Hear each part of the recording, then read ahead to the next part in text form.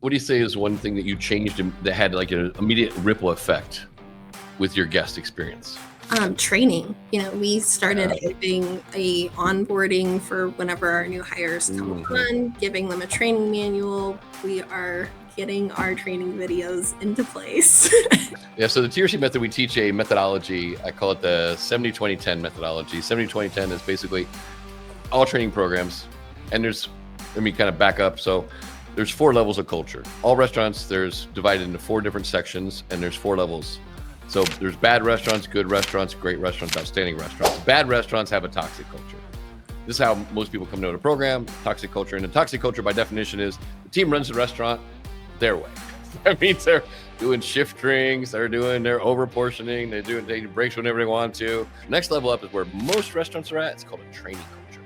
Training culture is where most restaurants are. They basically, like, someone gets hired and they train them as soon as, like, they get onboarded, and they give them the typical standard 3, 4, 5 day training, and then that's it. They turn them loose. Next level up is called a learning culture. This is where we try to elevate everyone up, where you get this learning culture where everyone wants to learn, grow, and develop. And then we start creating like training programs and systems. And then the top level, outstanding restaurants, have what's known as an accountability or leadership culture. Now, this is where the team runs a restaurant, but they run it your way, not their way, which is beautiful.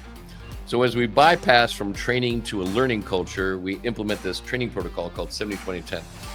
So 70% of your training is just like you normally do, that shadow training, on the job, follow me, do this, do that. 20% should be like active feedback, where you're sitting down actively at the end of the day, talking to the team member and asking what, we use a 3Q framework, what worked, what didn't work, how do we make it better?